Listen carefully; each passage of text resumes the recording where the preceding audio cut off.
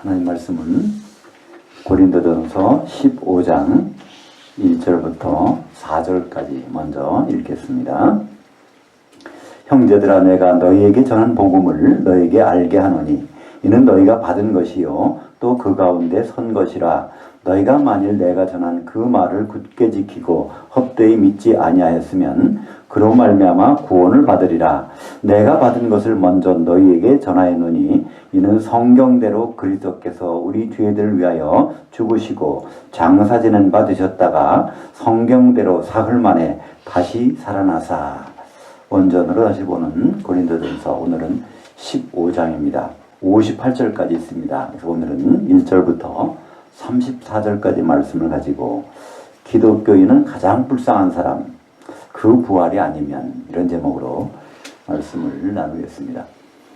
고린도전서는 16장까지 있는데요. 우리 교회 생활에서 필요한 여러 가지 방편들을 다루고 있습니다. 특별히 예배에 대한 방편들을 많이 다루고 있는데, 이제 15장이라고 하면 고린도전서 중에서도 가장 중요하고, 어떻게 보면 성경 전체에서 가장 중요하다고 할 수 있는 부활의 내용입니다.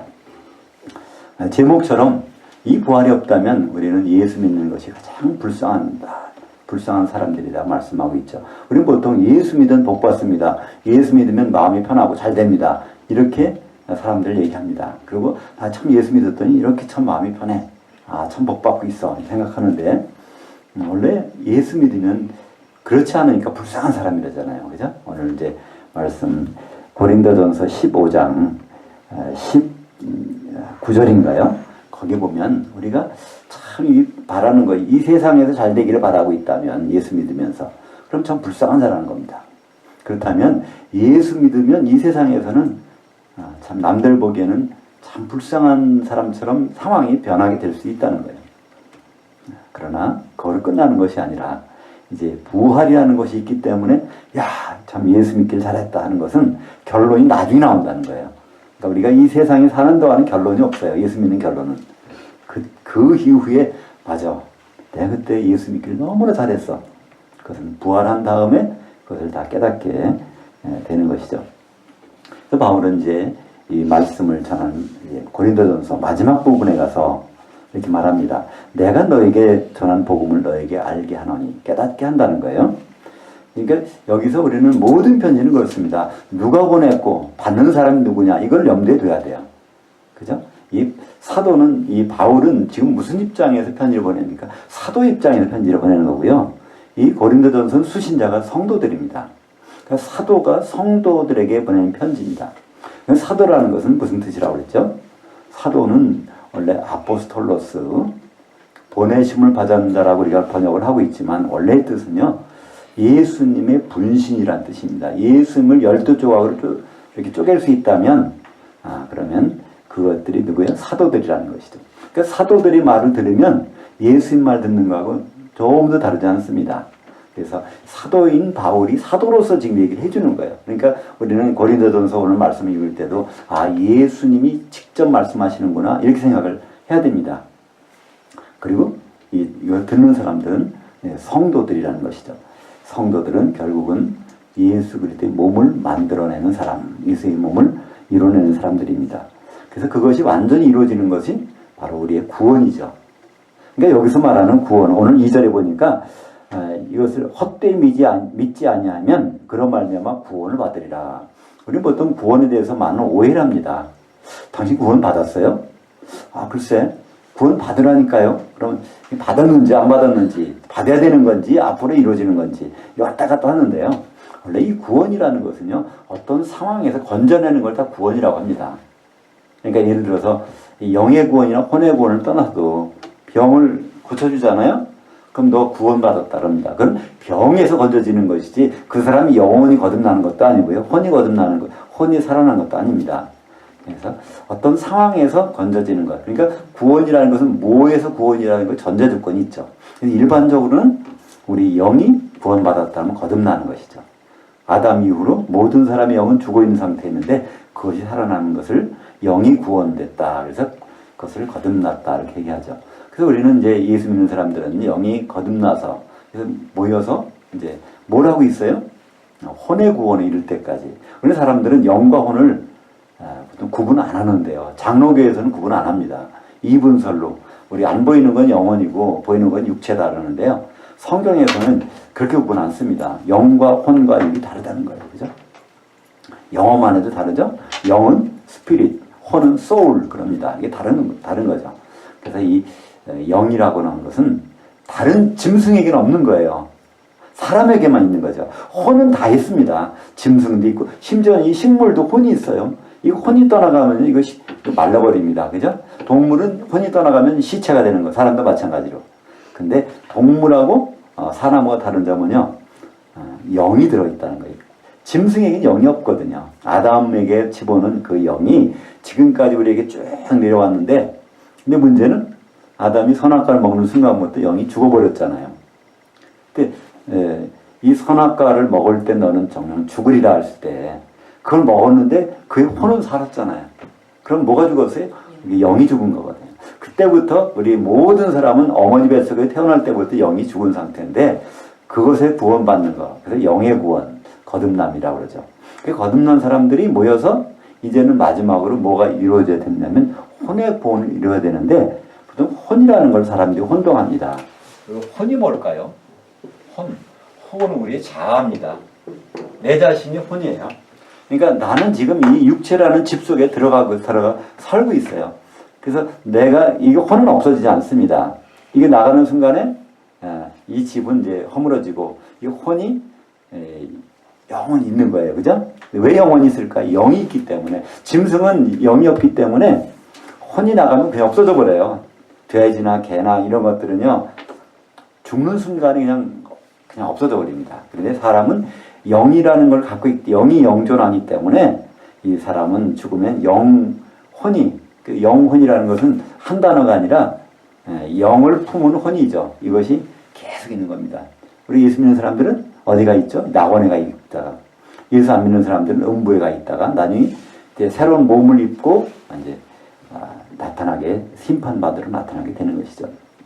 그래서 궁극적으로는 이 혼이라는 것이 구원인데 이 혼이라는 것은 내 자아는 뭐가 있죠? 저들 생각이 있잖아요. 그죠? 그러니까 생각하는 거는 영이 아니라 이제 혼입니다. 그러니까 이 자아는 뭐가 있어요? 지정의 어느 것을 인식하고 또 감정도 있고 그죠? 예. 그리고 의지가 있단 말이에요. 뜻이 있단 말이에요. 그래서 이것은 다 혼인데 이 혼도 구원을 받아야 된다는 거예요. 그건 어떻게 구원될까요? 우리 혼은 없어져야 돼. 대신 그 자리에 예수님의 혼으로 채워지는 거예요. 그러니까 예수님의 생각대로 일사불란하게 움직여지는 것이 혼의 구원입니다. 우리가 지금까지 이렇게 모이면요. 각 사람 생각이 다르잖아요.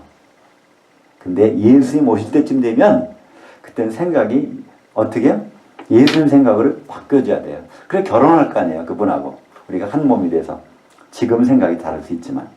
그래서 오늘 2절에 보니까 너희가 만일 내가 전한 그 말을 굳게 믿고 지키고 헛되이 믿지 아니하였으면 그로 말미암아 구원을 받으리라. 너희 성도들은 사도들이 한 말을 잘 굳게 지키고 있으면 그러면 구원을 얻는 거예요. 결국은 예수님을 만나게 되고 그 혼인잔치에 들어가서 하나가 되는 놀라운 일이 이제 벌어지게 되는 거예요. 그래서 이 구원은 혼의 구원을 말하고 있습니다. 지금 고린도전서는 성도들에게 보낸 편지예요. 성도들은 이 영이 거듭난 사람들에게, 이 영이 구원 받은 사람들에게 구원을 받으리라. 그러니까 당연히 혼의 구원이죠. 베드로전서 1장 9절에 보면 믿음의 결국은 혼의 구원을 받음이라. 그렇다면 뭘까? 믿음의 시작은 영의 구원이고 믿음의 결국은 이제 혼의 구원 이렇게 되는 것이죠. 그래서 이 복음의 내용은 결국 그것입니다. 영과 혼의 구원되는 거예요. 복음의 내용은. 그래서 이 모든 것을 3절에 보니까 다 너에게 전했는데 전한 내용의 핵심은 뭐라고요? 예수 그리스도께서 어떻게 되셨느냐, 이것이 바로 복음의 핵심입니다. 예수님은 죽으셨어요. 어떻게? 성경대로. 이게 죽었다는 얘기는 뭘까요? 예수님이 하나님이신 분이 인간이 되셨다는 전제가 있을 때 그래야 피를 흘릴 수가 있잖아요. 그래서 예수님이 성경대로 죽으셨다는 얘기는 그분이 하나님 자리를 남겨두고 사람 몸으로 오셔서 피를 흘리셔서 죽으셨다는 것이죠. 그리고 장사되는 바 되셨다가 성경대로 사흘 만에 다시 살아나서 부활하셨다. 그러니까 사망과 죽으심과 부활을 경험하셨는데 여기 중요한 단어가 두 번 나옵니다. 어떻게 나오죠? 성경대로. 죽으시는 것도 성경대로, 살아나시는 것도 성경대로. 그게 바로 복음의 핵심이죠. 이때 성경은, 여기서 성경은 뭘까요? 구약 성경입니다. 그죠? 예수님이 오실 때까지는 구약 성경밖에 없었으니까. 예수님이 죽으실 때도, 예수님이 부활하실 때도 신약 성경은 그때 없었어요. 다 구약 성경이죠. 그러니까 도대체 구약 성경에는 예수님이 죽음에 대해서 어떻게 설명을 하고 있을까? 그대로 죽으셨다니까.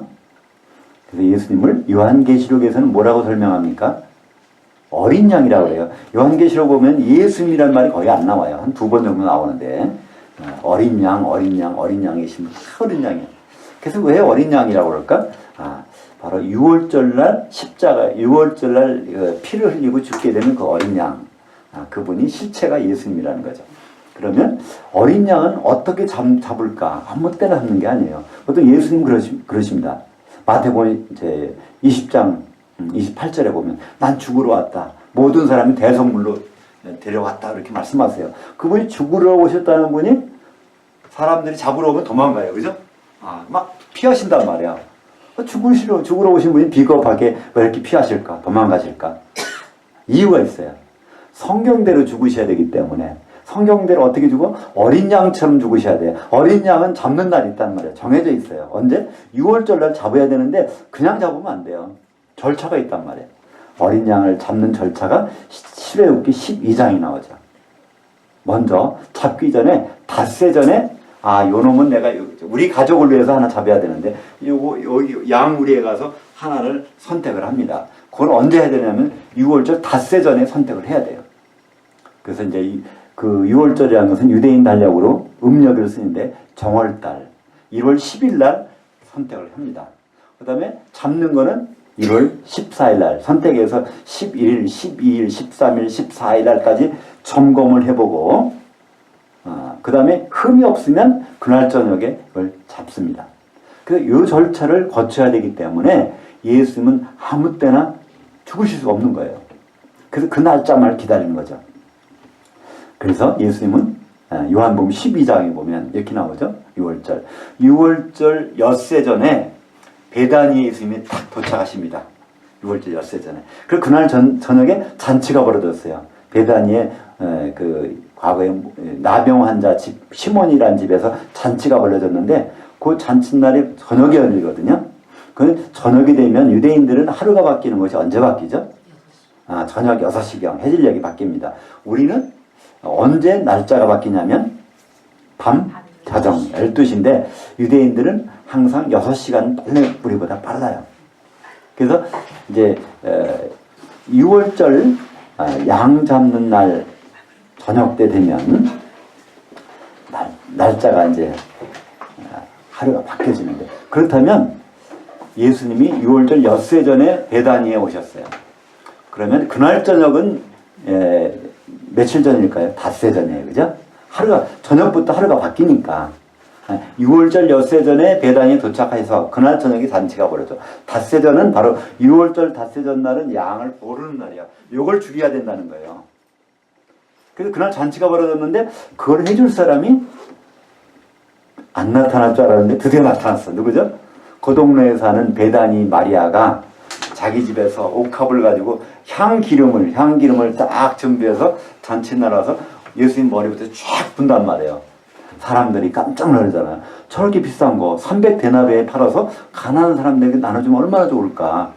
300데나리온 하면 얼마 정도일까요? 3,400만 원. 예, 그러니까 그때 당시에 1데나리온은 품삯이라는 거예요. 그럼 요새 10만 원짜리 품삯은 없죠. 전문가들이 일당이 10만 원짜리는 없어요. 근데 10만 원으로 따져도 그러면 300데나리온 3천만 원. 그것도 베다니의 아주 달동네에서 또 부모도 안 계신데 거기서 모아가지고 해놓은 그 엄청난 돈이잖아요. 3천만 원 그에 해당되는 돈을 가지고 그걸 쏟아부었으니까.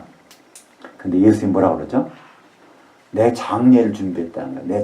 나 죽을 거, 나 지명했다는 거야. 6월절 날 내가 양으로 죽는다는 거를 이 여자가 처음으로 나한테 이렇게 알려줬다는 거예요. 그래서 예수님이 거기서 하신 말씀이 있잖아요. 온 천하의 앞으로 복음이 전파되는 곳에서는 이 여자가 오늘 저녁에 내가 한 일을 반드시 말해서 생각나야 된다는 거예요. 그러니까 예수님은 언제? 성경대로 죽으셔야 됐다. 성경대로 죽으셨다. 어떻게? 6월절 양 잡는 절차와 방법대로 죽으셨다는 것. 그래서 그날이 언제예요? 그날은 수요일 날입니다. 그러니까 예수님은 수요일 날 십자가에 달리셔야 돼요. 그렇지 않으면 다른 날 달리시면 될 수가 없어요. 왜 그렇죠? 예수님은 말씀하셨어요.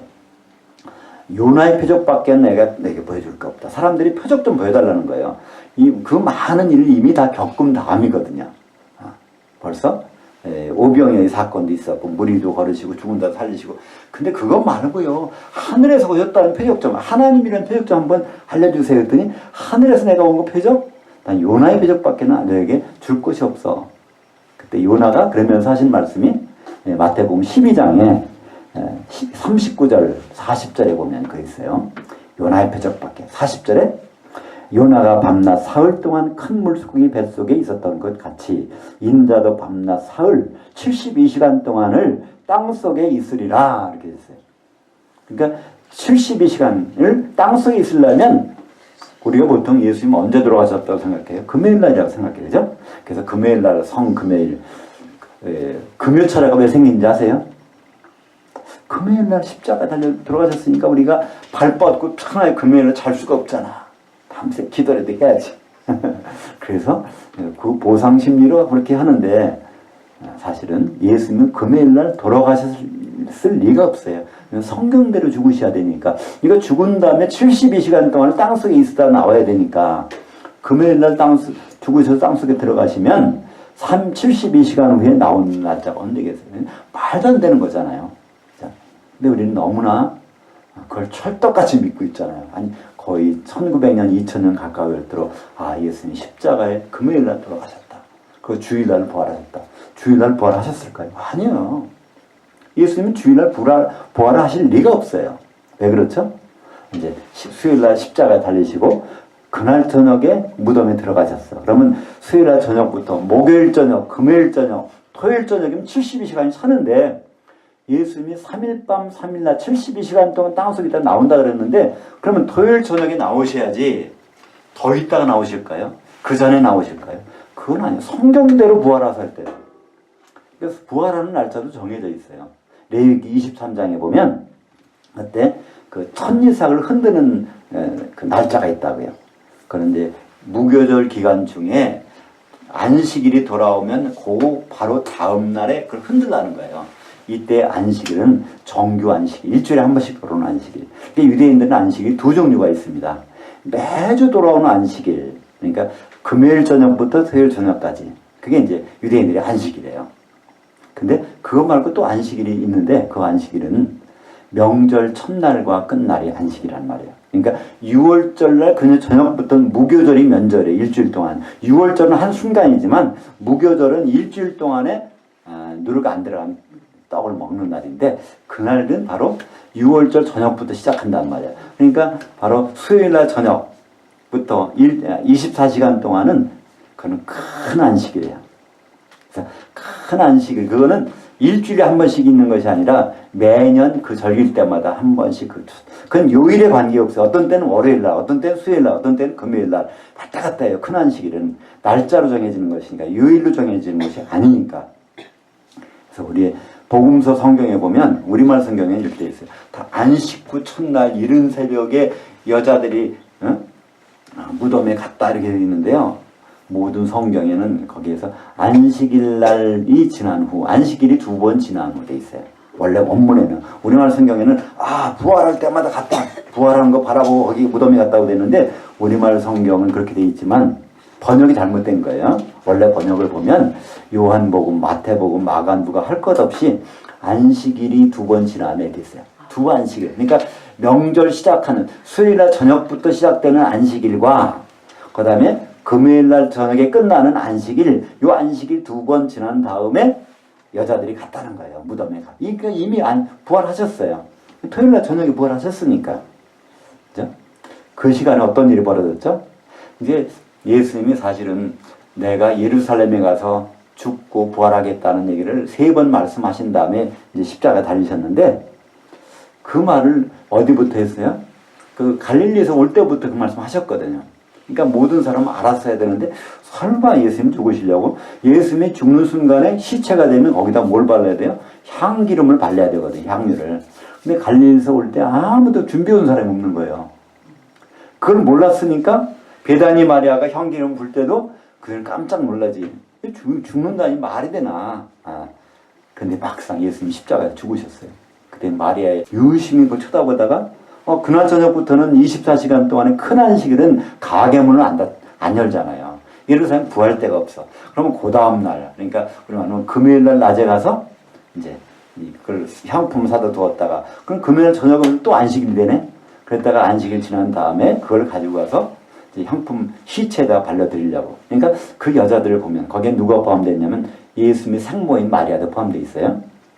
거기서 뭐라고 나오냐면 요새, 야고보와 요새 어머니 마리아, 그게 바로 예수님의 남동생 둘이 거기 요셉, 야고보, 그 다음에 요셉, 시몬, 그 다음에 맨 막내 동생 유다 이렇게 했는데 그렇게 불러. 예수님의 어머니라고 부르지 않고 야고보와 요새 어머니 마리아도 있더라. 그들이 이제 거기 가서 이제 향품을 사다가 발라드리려고. 그러니까 그들은 참 믿음이 없었어요. 우리 뭐 카톨릭에서는 성모 마리아 막 하지만 성경에서는 이 성모 마리아처럼 믿음 없는 사람 등장하는 거 못 봤어요. 예수님이 죽는다고 해도 안 믿어. 근데 부활한다는 것도 안 믿어요. 그러니까 예수님이 죽는다는 걸 안 믿으니까 갈릴리에서 같이 따라올 때부터 시체에 바를 거 준비를 안 했죠. 그럼 예수님 부활을 안 믿으니까 또 시체에 바를 거 사러 다니죠. 그렇잖아요? 참 안 믿는다는 것을 알 수 있어요. 그래서 예수님은 근데 오늘 고린도전서에서 말씀하십니다. 성경대로 죽으시고 성경대로 부활하사. 이것이 우리가 얼마나 은혜가 되는지 몰라요. 그럼 우리는 성경만 믿으면 돼요. 다른 거 믿을 필요 없어요. 성경대로 하셨으니까 성경대로 반드시 하신다는 겁니다.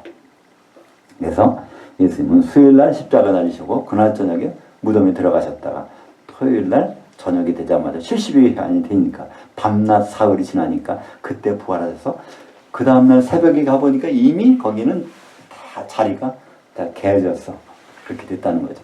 근데도 불구하고 신기하죠. 우리는 부활절 연합 새벽 부활절 연합 예배 드립시다 해서 부활절 주일날 새벽에 가서 드린다는 거예요. 이미 그때는 다 부활하신 다음인데 그리고 금요일날 들어가셨다고 해서 그때 그냥 철야로 기도하고 하는데 물론 기도 많이 하는 거 기도하는 건 나쁜 건 아니지만 우리는 성경대로 하는 게 좋잖아요. 기도하려면 성경대로 하고 믿으려면 성경대로 믿고 근데 그것을 지금도 2000년이 지난 다음에도 여전히 답습하고 있어요. 그죠? 지금도 누구한테 예수님이 수요일날 십자가에 달리셨대 그러면 그런 소리 하들 말어 이렇게 그럴 거 아니에요. 그죠? 그래서 부활하신 장면들을 그냥 몇 사람에게만 아니라 게바에게 베드로에게도 보이시고 500명한테도 보이시고 또 야고보한테도 보이시고 모든 사도들에게 보이시고 그 다음에 한참 지나서 나중에 바울에게도 나타나셨다는 거죠. 다메섹에 바울이 가고 있을 때 어떻게 갔어요? 예수 믿는 사람을 잡아 죽이는 것이 하나님을 위한 것이라고 생각을 하고 그 가는 길 중에 사울아 사울아 네가 나를 왜 핍박하느냐 그랬더니 거기서 깜짝 놀라서 그때 만난 거죠. 그죠? 거기서 뉘시오니까 그랬더니 네가 박해하는 예수라. 그러니까 가만히 보면 바울은 집집마다 다니면서 교회를 핍박했어. 예수 믿는 사람들을 핍박했는데 예수님 뭐라 그래요? 네가 나를 핍박했다는 거예요. 그러면 그 교회가 뭐예요? 예수님 몸이라는 거예요. 그죠? 우리는 이렇게 모였지만 예수 그리스도 이름으로 모이면 하나님 주님은 예수님 몸으로 생각하신다는 거예요. 그러니까 예수님의 몸은 성경에서 바로 예수님의 몸. 그건 뭐였어요? 어린 양이잖아요.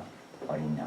그러니까 하나님은 어린 양이 제물되는 걸 너무 기뻐 받으시거든요. 그러니까 우리가 예수님 몸으로 모였다면 헌금 그래서 관계없는 거예요. 누가 다른 거 봉사 관계없어. 우리가 한 생각으로 한 마음으로 이렇게 모여서 드린 자체가 오늘 참 제사 멋있게 받았다. 하나님 하실 거 아니겠어요? 그분의 몸으로 모여있기 때문에 그렇습니다. 그래서 바울은 그렇게 해서 자기도 예수님을 목격했다는 겁니다. 그 사도라는 원래 뜻은요, 증인이라는 뜻은 목격자라는 뜻입니다. 우리가 다 나 예수의 증인이다. 우리는 예수의 증인이 되어야 된다. 증인되는 사람 이렇게 하는데요. 사실 그 말을 엄격히 말하면요, 함부로 쓸 수가 없어요. 목격자라는 뜻인데, 목격자는 예수를 본 사도들이 목격자예요. 그래서 사도들은 예수님 직접 본 사람. 바울도 이때 봤다는 거예요. 예수님을. 그 사실 바울은 그때뿐 아니라 나중에 고린도 후서 12장에 보면 예수님 지금 가 있는 곳, 셋째 하늘까지 올라가서 그분을 목격했어. 그래서 바울은 사도가 아니라는 걸 할 수가 없는 거예요. 완전히 예수님은 목격자이기 때문에 그렇습니다. 근데 바울은 자기는 사도 중에서 자기 가장 서열이 낮다는 거예요. 왜 그럴까요? 사도의 역할은 교회를 세우는 사람인데 자기는 교회를 핍박했거든, 과거에. 그래서 나는 참 이렇게 낮은 사람인데 그래도 나를 나대게 하신 것은 하나님 은혜로 이렇게 복음을 전하게 되고, 내가 전한 복음을 고린도 교회 성도들이 받아들였고, 그래서 지금 교회가 세워지고 있다는 것입니다. 그래서 9절부터 11절까지는 그래서 나를 하나님이 사도로 삼으셔서 고린도 교회에다 말씀을 전했기 때문에 당신들이 믿고 있는 거 아니냐, 이거 하는 것입니다. 그러니까 교회는요, 어떤 게 교회일까요? 예수만 믿으면 교회일까요? 에베소서 2장 20절 읽어보겠습니다. 너희는 사도들 곧 선지자들의 터 위에 세우심을 입은 자들이라.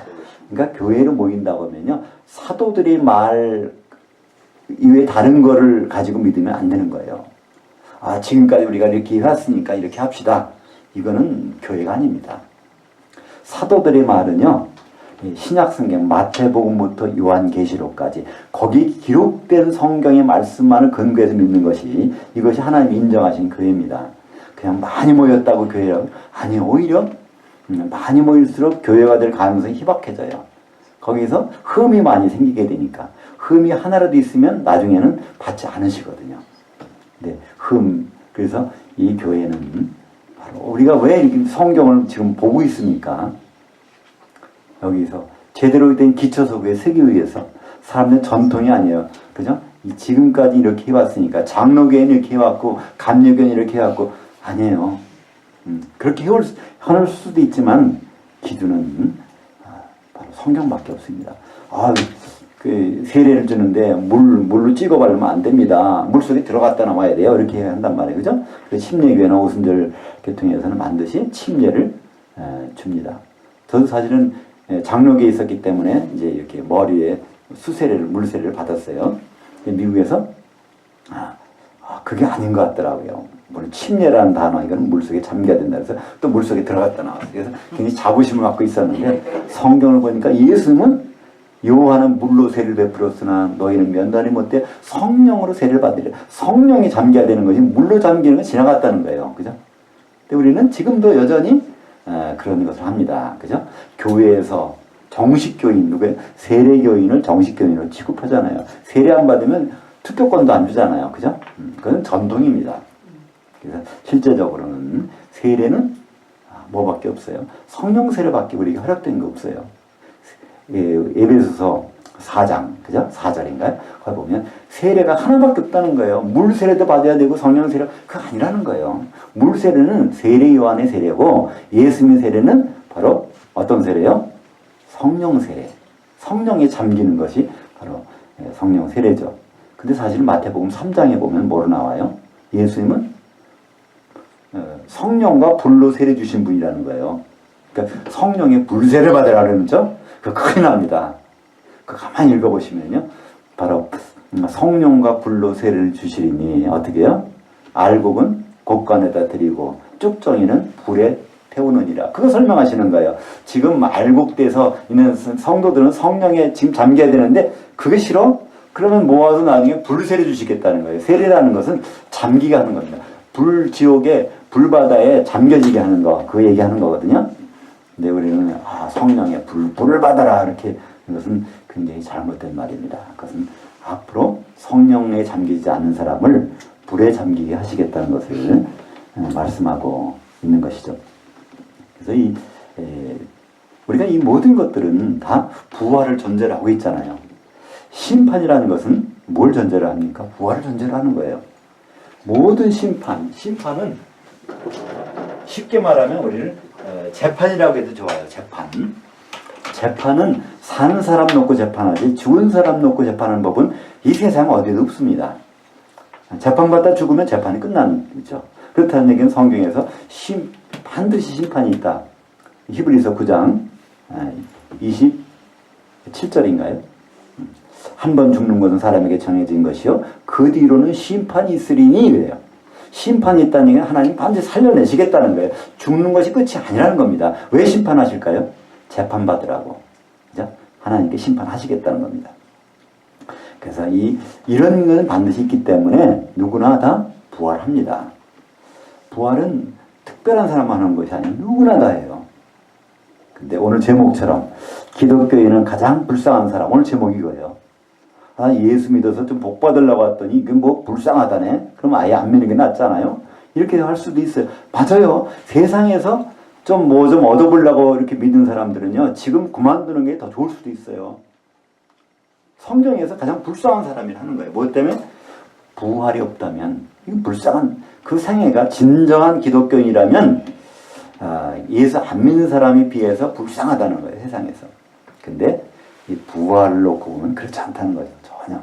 그 정도로 우리의 예수 믿는 목적, 또 예수 믿고 있는 바라는 기대하는 것, 그것은 부활을 일단 염두에 두셔야 돼요.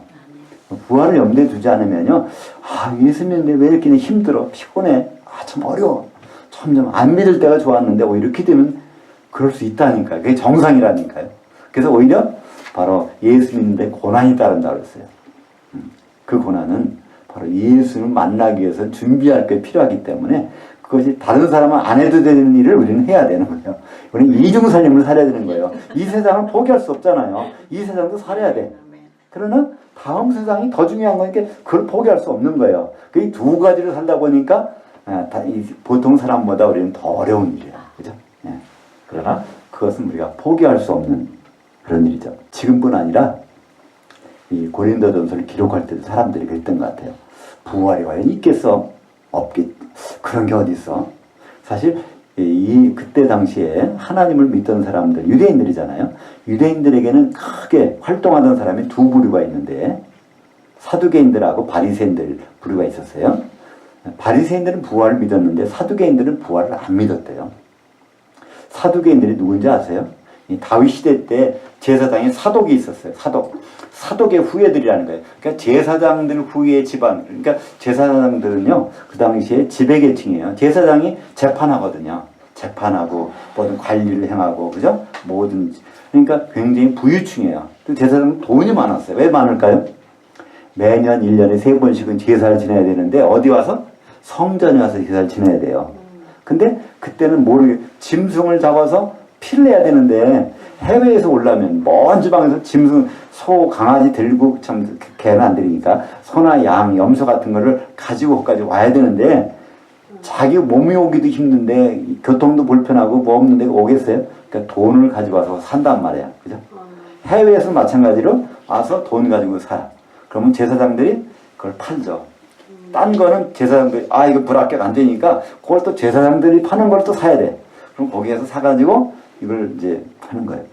그럼 제사장들은 그걸 해서 받아가지고 또 다시 딴 사람한테 파는 거예요. 그죠? 그걸 제사 드리는 거예요. 아니라 계속 하면은 10만 명한테 이걸 하면 얼마가 되겠어요. 그죠? 그러면 양 한 마리 지금 값으로 예를 들어서 100만 원이라고 쉽게 잡아도 10만 명이 얼마예요? 너무 액수가 커지나요? 뭐 1000억이 되네. 그러니까 부자가 안 될 수가 없는 거예요. 사두개인들은 너무나 부자들이에요. 유대인들인데 그들은 부활이 없다고 생각하는 거예요. 그래서 예수님한테 질문하잖아요. 예수님이 갔을 때 정말 부활이 있어요? 부활 없는 것 같은데요? 그러면 질문하는 내용은 뭐죠? 칠형제가 있는데 그 중에 맏아들이 결혼해가지고 죽었다는 거예요. 애가 없이. 그래서 형수가 밑에 동생하고 다시 결혼했어요. 애를 가져야 되니까. 근데 또 죽어버렸어요. 결국 7 형제하고 다 결혼했는데 애 없이 다 죽었단 말이에요. 그렇게 만약에 부활이 있다면 그러면 이 여자는 누구 아내가 됩니까? 다 결혼 7번 했는데 정식으로. 그때 예수님 뭐라고 그러죠? 내가 참 성경도 오해했구나. 바로 하나님 나라에 이제 하늘에서는 이제 앞으로 이제 다음 세상에서는 이 천사들과 같이 그런 결혼이 없다는 거예요. 우리 지금은 남자 여자 같이 결혼하잖아요. 이제 앞으로 있을 마지막 결혼은요, 한 남자와 한 여자가 결혼하는 거예요. 근데 그 한 여자가 누굴까요? 교회. 교회밖에 없거든요. 그 결혼 다음부터는 다른 결혼이 없기 때문에 걱정할 필요가 없다는 거예요. 다시 나타나서 그런 살림을 차릴 필요가 없다는 거예요. 7 형제들이 여자 하나 놓고 싸울 필요가 없다는 거예요. 그때는 그런 세상은 없으니까. 바로 예수님과의 결혼밖에 없으니까. 그 질문한 사람들이 누구예요? 사두개인들. 사두개인들은 그래서 부활이 없다고 그러는데 예수님은 아니요. 부활이 있다는 거거든요. 바리새인들이 부활은 어떻게 믿었을까요? 바리새인들은 이런 죽은 몸이 그냥 살아나는 걸 믿었어요. 근데 그것도 잘못된 믿음입니다. 우리는 이렇게 안 살아나요. 이제 고린도 전서 다음 35절부터 58절까지는 다음 주에 할 부분인데 거기에는 우리가 어떤 몸으로 부활할 것인가를 상세하게 설명이 되어 있어요. 우리는 이런 몸으로 부활 안 합니다. 이런 몸으로 부활한다면요. 어떻게 할까요? 지금 죽기 전에 성형수술을 많이 받아야 돼요. 그죠? 아주 멋있는 모습으로 부활해야 되니까. 그죠? 아주 지금 양악수술도 해야 되고요. 뭐 별별 해가지고 그런 몸으로 죽기 전에 해야 되는데, 그죠? 그렇게 해야 되는데, 우리는 그렇게 할 필요가 없어요. 호련이 다 변화되니까. 아주 호련이 아름다운 주님과 같은 모습으로 이제 변하게 될 것입니다. 그것이 어디 나온다고요? 고린도전서 15장이 나오는데, 어디 나올까요? 몇 절에? 51절. 이거 하나 바꾼 거잖아요. 옷이 바꿔서. 아이고, 맞아. 그래서 그걸 잊을 수 없으실 텐데. 맞아. 읽었는데 이것도 잊어먹은 것 같아요. 그래서 우리는 완전히 바뀌어진 몸으로 하기 때문에 걱정하실 필요가 없단 말이야. 그 부분은. 완전히 바뀐 거. 그래서 이 유대인들은 부활을 믿은 바리새인들이건 부활을 안 믿은 사두개인들이건 예수님 말씀하시는 또 바울이 오늘 말한 이 내용은 안 믿은 거예요. 몰랐던 거예요. 근데 우리는 적어도 알아야 되는 거죠. 우리는 부활은 분명히 있고 그 다음에 우리는 이런 몸으로 부활하는 것이 아니라 전혀 새로운 몸. 그러니까 이 몸은 우리가 살아있는 동안에 아껴서 잘 쓰면 돼요. 그리고 나중에는 이제 버릴 거잖아요. 그죠? 중요한 건 이 속에 들어가 있는 이 알맹이가 중요하죠. 우리는 이 겉에 보이는 것 중요한 것이 아니라 이 알맹이가 정말 구원에 이르는 알맹이냐, 그렇지 않으면 쭉정이가 돼버렸냐, 그거는 너무나 중요한 일이죠. 알곡을 곡간에 쭉정이는 불에 던져서 사르게 되니까, 불세례 받게 되니까 그렇습니다. 12절부터 23절까지 중간에 좀 생략된 부분이 있는데 한번 같이 읽어볼까요? 12절부터 그리스도께서 죽은 자들 가운데서 다시 살아나셨다 전파되었거늘 너희 중에서 어떤 사람들은 어찌하여 죽은 자들 가운데서 부활이 없다 하느냐. 만일 죽은 자들이 부활이 없으면 그리스도도 다시 살아나지 못하셨으리라. 만일 그리스도 안에서 우리가 바라는 것이 다만 이 세상의 삶뿐이면 모든 사람 가운데 우리가 더욱 불쌍한 자들이라. 그러나 이제 그리스도께서 죽은 자들 가운데서 다시 살아나사 잠자는 자들의 첫 열매가 되셨도다. 사망이 사람으로 말미암았으니 죽은 자들의 부활도 사람으로 말미암는도다. 아담 안에서 모든 사람이 죽은 것 같이 그리스도 안에서 죽은 모든 사람이 삶을 얻으리라. 그러나 각각 자기 차례대로 되니 먼저는 첫 열매인 그리스도요, 다음에는 그가 항림하실 때에 그리스도에게 속한 자들이요. 일단 거기까지 먼저 보겠습니다. 그래서 이 부활이라는 것 때문에 보니까 19절에 세상에서 우리가 참 불쌍한 사람들이라는 거예요. 그러니까 사실은 우리를 불쌍한 사람 인정을 하셔야 돼요. 다 예수 믿었는데 하나님 나 안 도와주시네. 그 인정하셔야 돼요. 불쌍한 사람을 살 수밖에 없어요. 특별히 하나님이 예외적으로 돈도 많게 해주시고 건강도 주시고 할 수도 있어요. 근데 일반적으로는 예수 믿으면 참 불쌍하게 살 수밖에 없다는 거예요. 그게 공평하다는 겁니다. 왜냐하면 다음에 너무나 좋은 것이 있기 때문에 그것을 알기 위해서 참 여기에서 어렵게 해줄 수 있는 거예요. 근데 여기서 너무 좋으면 그걸 생각을 안 하거든요. 대표적인 사람이 누굽니까? 누가 보면 16장에 나오는 부자.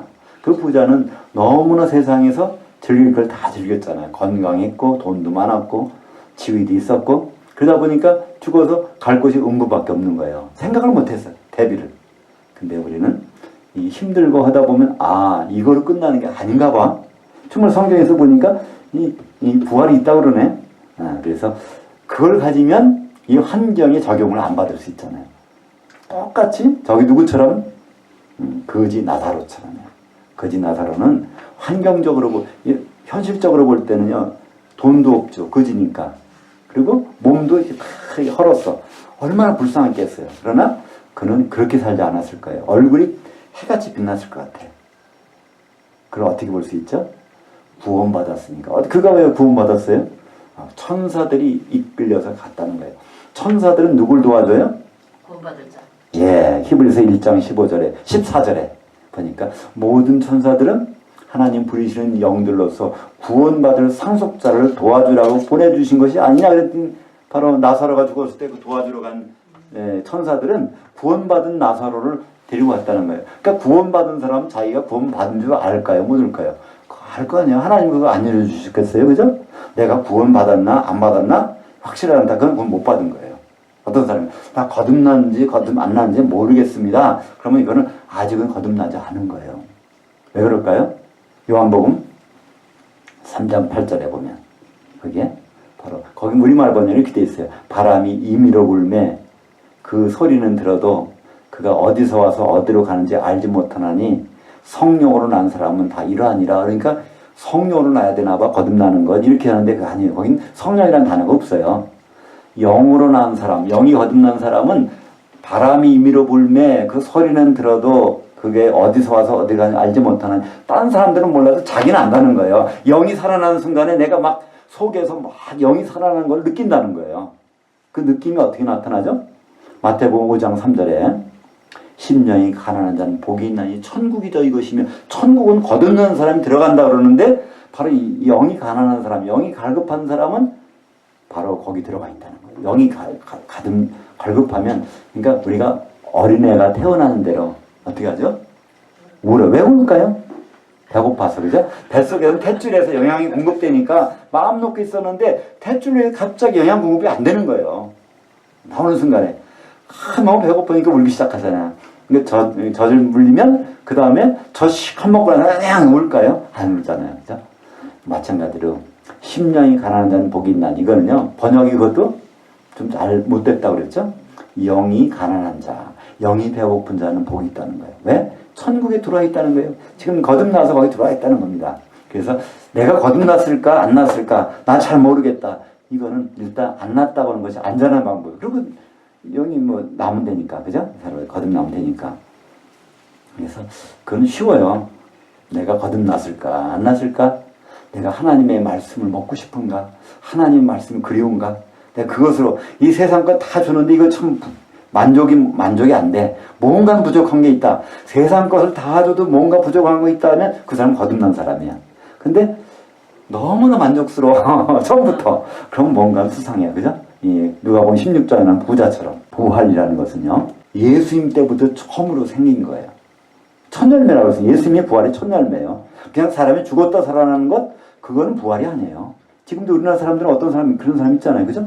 죽은 줄 알고 장례까지 다 치려고 했는데 살아날 수 있어요. 이건 부활이 아니에요. 나사로가 죽었다가 4일이 지난 다음에 예수님이 살려주셨잖아요. 이거 부활이 아닙니다. 왜 그렇죠? 또 죽으니까.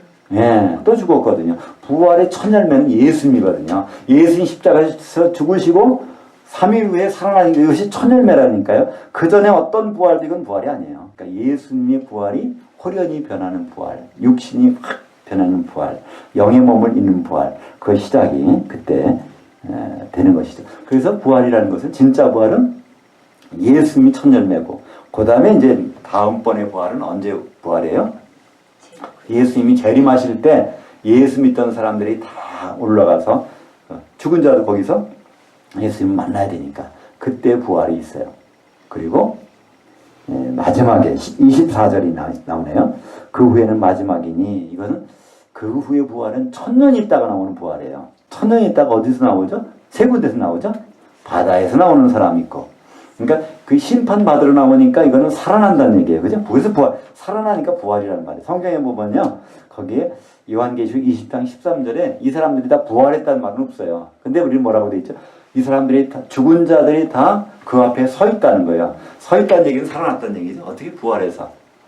그때 부활은 1000년 후에 예수님 재림 후 1000년이 지난 다음에 바다에서 죽은 자들이 살아서 있고 사망 가운데서 나오고 음부 가운데서 나오고 그래서 이제 거기서 이제 심판을 받게 됩니다. 그래서 이 부활은 인간에게는 진짜 이 부활은 두 번 있어요. 그죠? 예수님이 재림하실 때의 부활과 진정한 부활과 그리고 백보자 심판 있을 때의 부활 이제 두 가지가 나오는데 근데 이 부활 근데 우리는 그냥 부활만 하면 되지 그게 아니란 말이에요.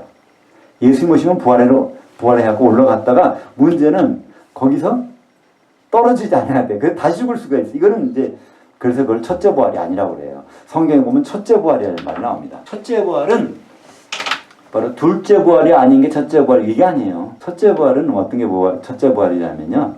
첫째 부활은 무조건 사람들이 다 부활하는 게 있어요. 그래서 예수님 오시면 다 올라가.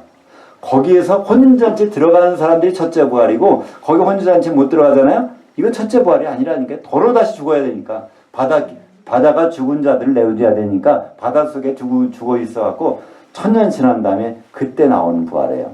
그렇다면 요한계시록 6장에 나온 부활은 우리말 번역이 조금 제대로 번역하려면 가장 좋은 부활이라는 뜻이에요. 좋은 부활.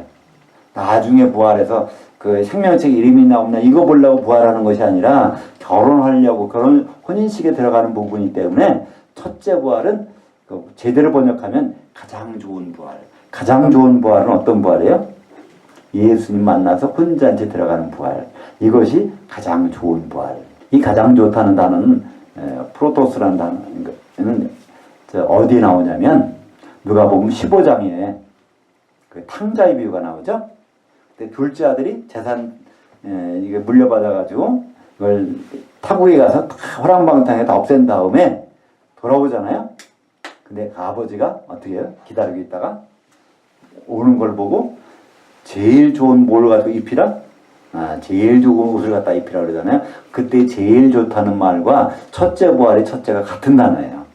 그러니까 부활 중에 가장 좋은 부활은 누구나 부활하는데 가장 좋은 부활은 살아나서 혼인잔치에 들어가는 부활. 그게 제일 좋은 부활이라는 거예요. 그 사람들은 천년 동안 제사장들이 돼서 왕 노릇하는 거예요. 예수 그리스도와 더불어. 그것이 순서적으로 첫째, 둘째라는 뜻이 아니라 질적으로 부활이 가장 좋은 부활.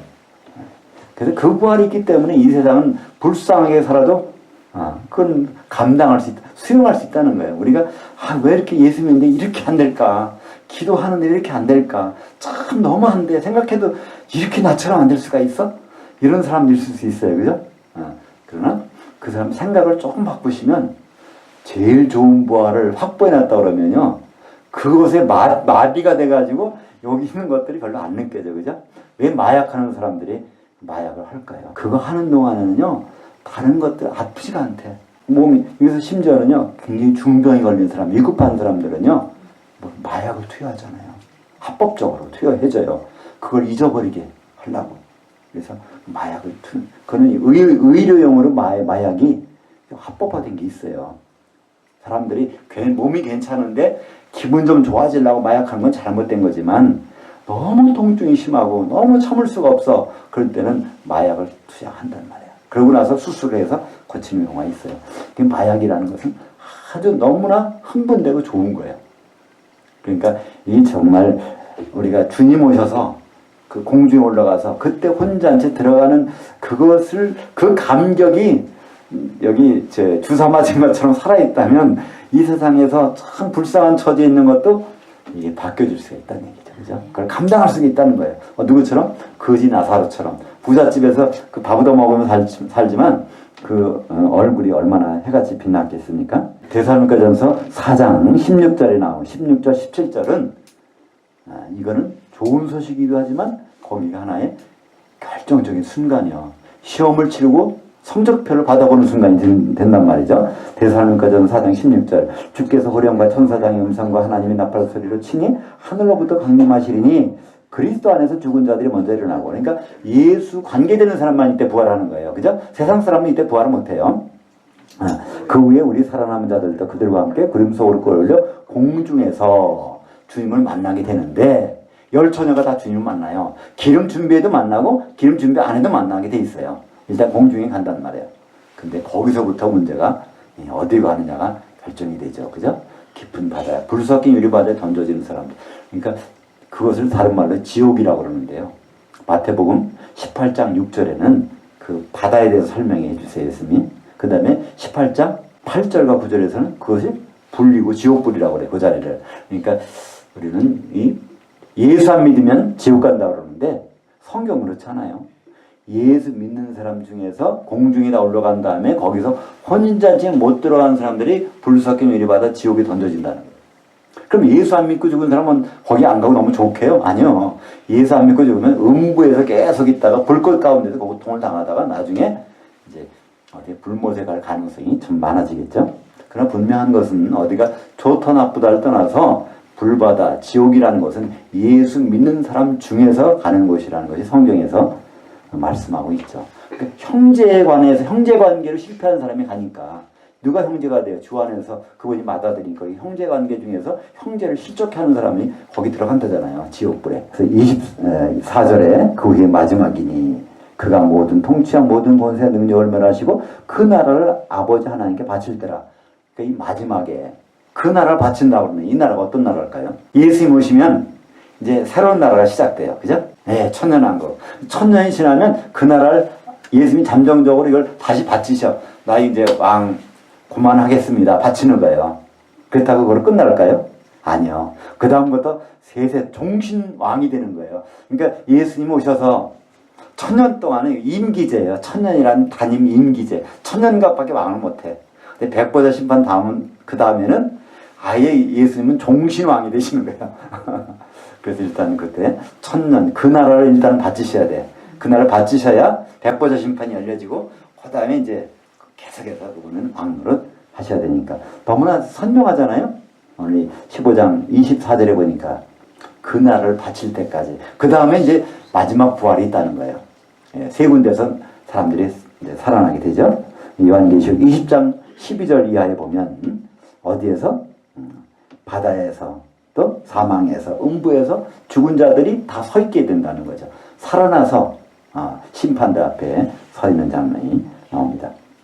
그리고 25절에 보면 모든 원수를 그 발에 둘 때까지 왕노로 다시리니 천년 동안 맨 나중에 멸망받을 원수는 사망이니라. 그래서 이 사망의 권세를 잡은 자가 누구죠?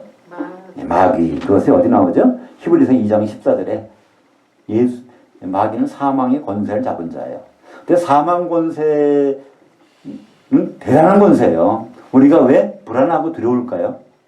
사망 권세 때문에 위협을 느껴요. 그죠? 나 굶어 죽는 거 아니야? 전쟁 나서 이거 죽는 거 아니야? 병들어 죽는 거 아니야? 저 창피해 죽겠어. 막 이렇게 죽는다는 얘기가 몸에 뱄어요. 왜 그럴까요? 이 세상에 공중 권세 잡은 자가 그걸 다스리고 있거든. 그 영향권 내에 있기 때문에 항상 죽음이 우리를 엄습하고 있어요. 근데 이 사망 권세가 무용지불되는 순간이 있어요. 그 권세가 뭐죠? 부활의 권세. 죽었는데 예수님 살아나 버리니까 그 사망 권세는. 근데 마귀는 여전히 미혹하기 때문에 그들이 권세가 없어요. 그러나 여전히 미혹해서 그들이 권세 있는 걸 속이고 있는 거예요. 그죠? 그래서 그들이 완전히 치워질 때까지 예수님 오시면 무적행에 집어넣을 때까지는 그들은 권세는 뺏겠지만 부활의 권세를 아직도 모르는 사람한테는 그들이 영향력을 행사하는 거예요. 어떤 형사가 나쁜 짓에서 형사 자격증을 뺏겼어.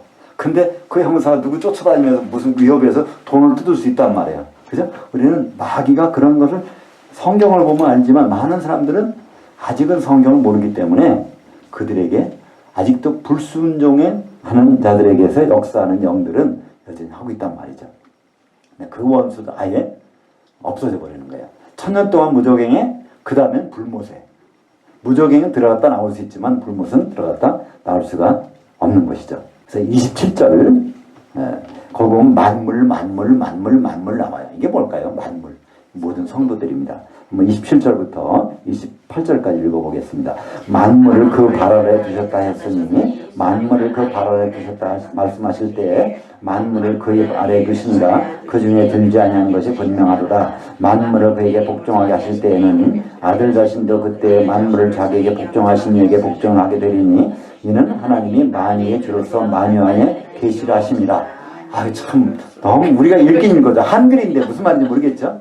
한글 읽어도 이때 만물, 만유 이거 다 모든 성도들이란 뜻입니다. 나중에 주님 오시게 되면요 세상 사람 다 주님 인정하는 거 아니에요. 성도들만 인정하는 거예요. 그래서 만물을 그 발 아래 무릎 꿇게 되는 것은 우리가 진정으로 주님을 모시는 우리 성도들을 얘기하는 겁니다. 성도들이 정말 주님 앞에 무릎 꿇는 날이 온다는 거예요. 정말 주님으로 인정하는 날이 온다는 겁니다. 그때가 이제 주님 오시게 되면 오시게 되는데, 그리고 만유 안에 계시게 돼요.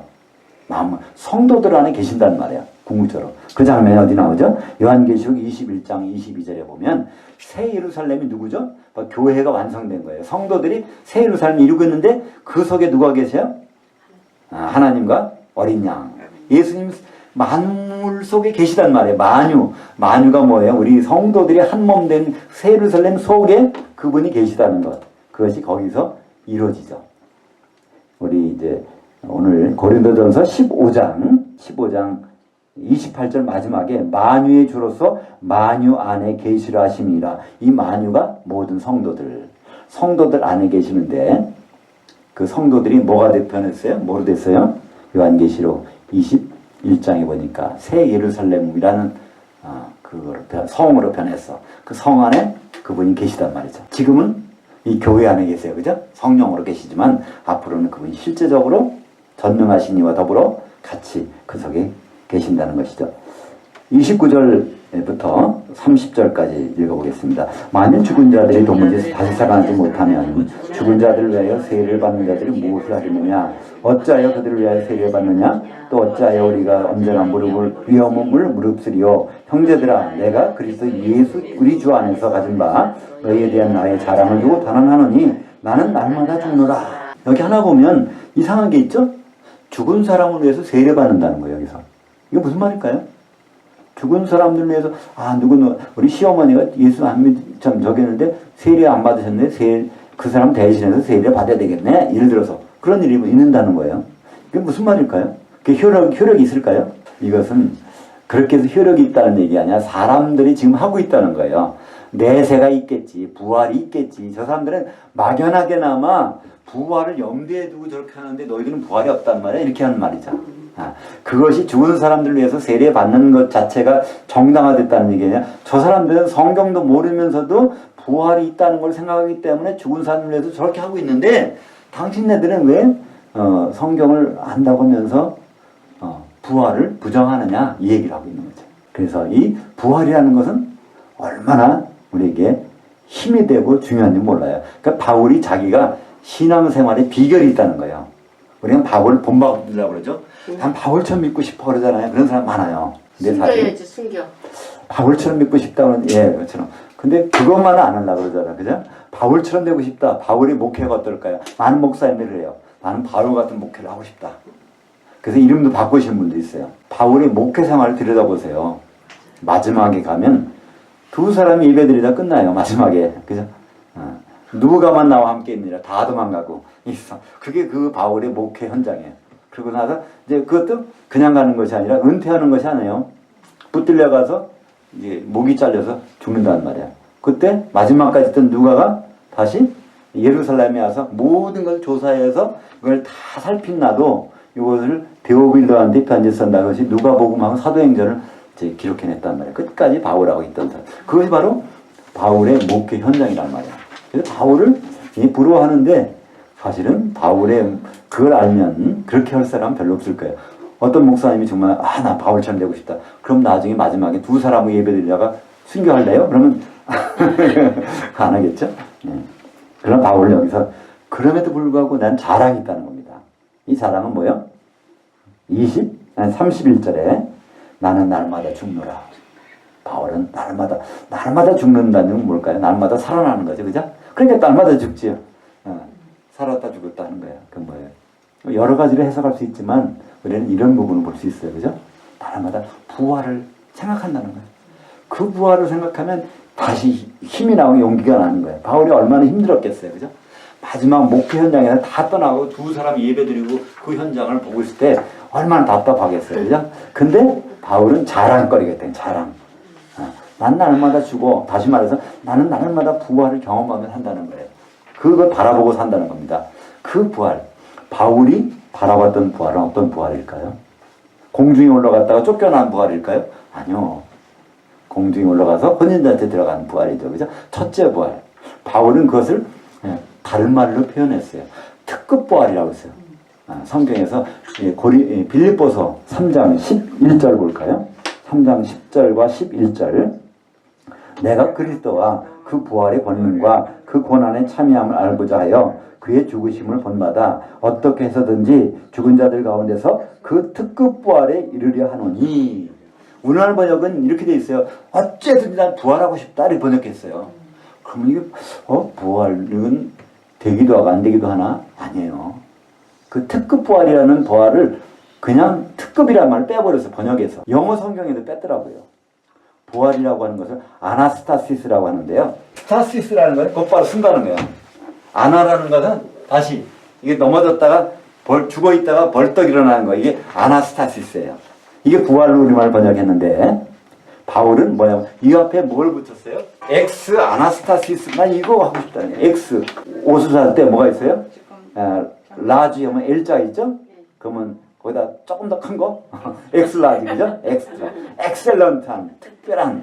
그러니까 나는 그냥 그때 올라가서 부활해가 죽은 자가 없는 무덤에서 살아나서 올라가는 그것이 아니라 거기서 들어가는 혼인잔치까지 들어가는 기름이 준비되어 있어가지고 들어가는 난 그 제일 부활, 제일 좋은 부활, 그걸 바울은 제일 좋은 부활이라는 말 대신에 사도 요한은 제일 좋은 부활이라고 표현했지만 바울은 특급 부활로 엑스 아나스타시스 그냥 날마다 그걸 생각하는 거예요. 이렇게 우리가 이런 생활하지만 이 삶 내가 바로 성도 하나 놓고서 목회하다가 이게 마지막에 죽어가지만 이게 다가 아니라 엑스 아나스타시스 그게 있다는 겁니다. 그거로 바로 오늘 표현을 고린도전서 15장 31절은 날마다 죽노라 이거로 표현하고 있습니다. 그래서 요한계시록 20장 6절에 거기에 첫째 부활, 빌립보서 3장 11절에 특급 부활 이건 똑같은 것입니다. 혼잔치 들어가는 거예요. 그건 어렵겠지만 예상외로 간단합니다. 뭘 준비하면 돼요? 기름. 예, 기름, 성령의 기름만 준비하면 됩니다. 32절부터 34절까지 같이 읽겠습니다. 내가 사람의 방법으로 에베소에서 맹사독으로 싸웠다면 내게 무슨 이익이 있으리요? 죽은 자들이 다시 살지 못한다면 내일 죽을 터이니 먹고 마시다 하리라. 속지 말라. 악한 동무들은 선한 행실을 더럽히나니 깨어 의를 행하고 죄를 짓지 말라. 왜냐하면 하나님의 알지 못한 자들이 있기로 내가 너희를 부끄럽게 하기 위하여 말하노라. 여기에 마지막 절 34절에 보니까 하나님의 알지 못하는 자들, 우리말 번역은 하나님을 알지 못하는 자들로 번역됐어요. 문법적으로는 그렇게 둘 중에 하나로 번역할 수 있어요. 하나님을 알지 못하는 자들이 있다. 또는 하나님의 알지 못하는 자들이 있다. 원래는 그 소유격이니까 하나님의 알지 못하는 자들이 있다는 거예요. 우리는 하나님 자녀고 내가 이런 줄 알았더니 하나님 너 모르겠다 한다는 거예요. 이 부활을 설명하면서 바울은 이 얘기를 하는 거예요. 근데 이 장면이 어디 나오죠?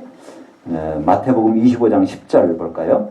그들이 살아간 사이에 신랑이 오므로 준비했던 자들은 함께 혼잔치에 들어가고 문은 닫힌지라 대답하여 이르되 진실로 너희에게 이르노니 내가 너희를 알지 못하나. 누구한테? 기름 준비하는 처녀들에게 모르겠다는 거예요. 그러니까 이 고린도 교회 지금 열심히 그들이 예수 믿고 성도들이 그러나 너희 중에 하나님이 모른다고 할 사람들이 있을 수 있다는 얘기예요. 우리는 지금 교회 다니면 되지. 교회 좀 다니세요. 예수 믿으세요. 좋아요. 근데 그 중에서 하나님이 모른다고 할 사람이 분명히 있다는 겁니다. 뭐라면요? 기름이 없으면. 이 부활은 우리에게 너무나 중요한 것입니다. 근데 이 부활은 누구나 하는 거예요. 중요한 것은 부활해서 공중에 올라간 다음에 그 다음에 어떻게 되느냐. 이게 더 중요하다는 거예요. 그죠? 일단 예수 믿었으면 잘 믿었건 못 믿었건 간에 일단은 올라가야 돼요. 그죠? 고린도후서 5장 10절에 보면 우리가 다 한 사람 빼지 않고 선악간에 그 몸을 통하여 행한 대로 심판을 받게 됩니다. 그리스도의 심판대에서. 그래서 우리는 다 부활합니다. 근데 그것이 첫째 부활이 돼야 되고 특급 부활이 돼야 되지 거기 갔다가 불세례 받으면 어떻게 되겠어요? 그죠? 알곡은 곡간에 들여져야 되는데 쭉정이는 불에 던져지는 그런 일이 누구에게요? 예수 믿는 사람 중에 있다는 겁니다. 그래서 오늘 제목처럼 기독교인은 가장 불쌍한 사람이 될 수 있어요. 지금도 예수 믿느라고 힘들어서 불쌍했는데 이제 혼인잔치 앞에 문턱에 가서 거기서 또 쫓겨나면 아예 안 믿었으니까 아예 체념하지만 거기까지 기대하고 올라갔다가 내가 너희를 모르겠다 그러면 어떻게 하시겠어요? 근데 이건 누구나 막닥들이래요. 저한테 들을 수 있어요. 누구한테나. 그러나 우리 방법을 알고 있죠. 그죠? 기름을 준비하면 간다는 걸 알고 있기 때문에 그렇습니다. 어떻게 보면 굉장히 심각한 문제입니다. 우리에게 부활은 너무나 중요한 관건입니다. 부활은 누구나 합니다. 부활은 첫째 부활, 특급 부활로 들어가는 것. 그것이 확보된 사람들에게 이 세상 삶은 정말 나그네 같은 삶이고 어떤 어려움도 우리는 견딜 수 있을 것입니다. 근데 그게 불안하다면 예수 믿으면 믿을수록 참 힘들고 어려울 수도 있단 말이에요. 둘 중에 선택은 우리가 어떤 믿음을 갖느냐에 따라 달려 있습니다. 기도하겠습니다.